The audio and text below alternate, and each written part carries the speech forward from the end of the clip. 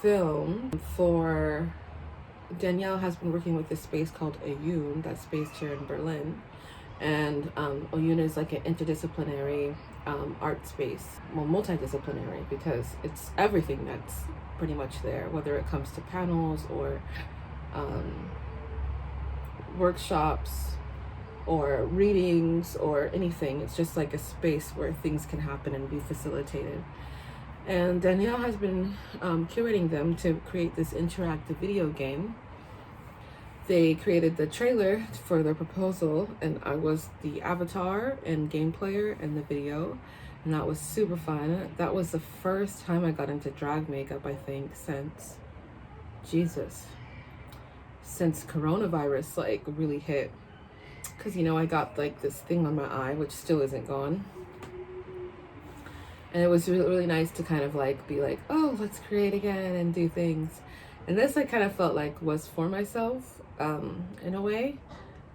I was still a bit like unmotivated, but also like it was nice to be able to do something like that, because it's just important to see like a non-binary trans person who's pregnant as an avatar living their best life. That's important.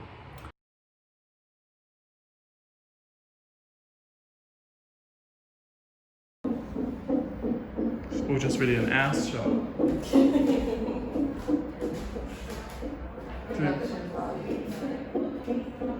Zoom in on the baby stuff. So the heartbeat's coming out of. That's the little baby getting the heartbeat red. And there's the belly getting the heartbeat red. There's the underwear that's skin tone. There's the sockies. Oh, no, you got your shoes on the counter.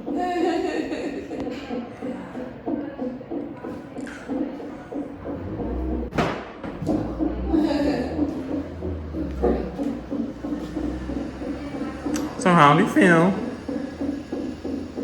It's actually kind of calming to hear the baby's heartbeat. Yeah.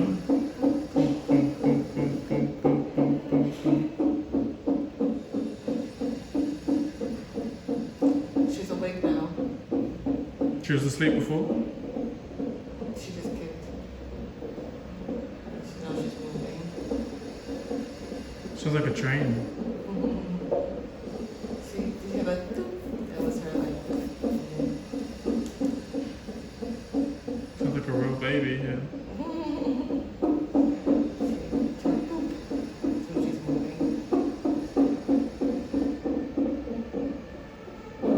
Are they going to do an ultrasound? Yeah, but I think they're monitoring the heart rate first for 15 minutes. 15 minutes? Oh, wow. Getting all that information.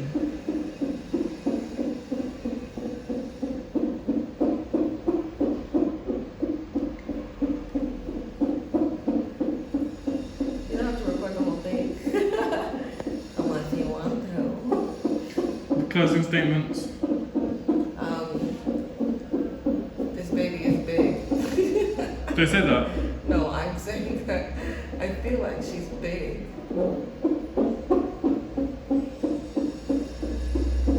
She's a big baby?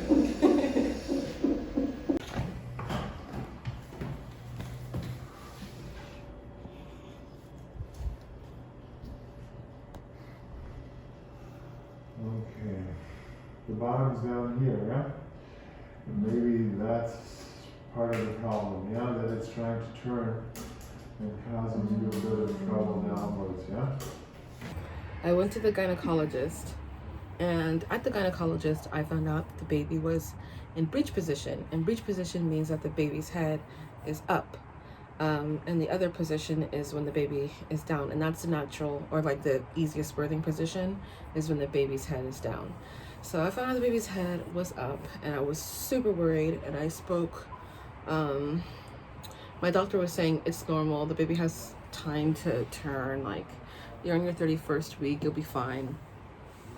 But I was just really worried, and I told my midwife, and my midwife called me from vacation in the United States and kind of reassured me on everything and let me know that like there's plenty of time for the baby to spin, and that also Kamalo, my doula, is really great in making baby spin and go back. Like she's like a she's just very, very good at it. And so I met with Kamalo the week, I think a few days later, and she gave me lots of techniques on what to do to encourage the baby to spin. Okay, cervix is closed. There's no premature shortening here, yeah? Okay.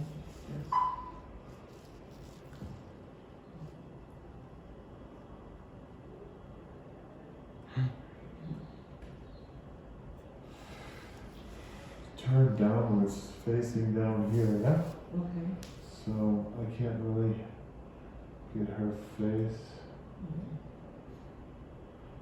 Mouth is open. Tongue. Do you see it?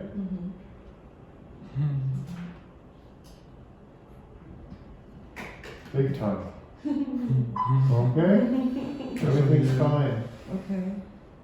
Also, Emotion was telling Danielle that she should speak here, because then the baby will hear her voice and be more motivated to turn. And so that was great, and I'm so glad that I have midwives who are like that available, and I'm glad that I have a doula who's that skilled. And what I had to do was inversion exercises. So my doula told me that I had to do inversion exercises 24 times a day, and I showed you what the inversion exercise was in the other video, where I go on the couch, and then I'm on my knees, they're shoulder width apart, and I go onto the floor, and I just stay there for about a minute. And I'm supposed to do that 6 times, 4 times a day, so a total of 24 times. I did it. I didn't do it that much because it is a lot to be upside down for 24 times a day. I also want to talk about when I went to the gynecologist, I had to take the baby's heart rate scan twice, because the first time it seemed like the baby's heart rate was really high, and then the second time I took it, the baby's heart rate was rather normal. And so like that whole meeting, I was just like, oh, what's going on with my heart? Like, what's going on with my baby? What's going on with me? What do I gotta do? What do I gotta do to fix this? Because I was worried that like if the baby is in breech position, I wouldn't be able to have a home birth. I would have to go to the hospital to have a birth. And it's a completely normal also position for the baby to be in, but it's not good to have it at home because it's possible that there could be some complications arise, and if complications arise, they happen really quickly, and it's just all for the better to have the baby in the hospital to ensure that everything's okay.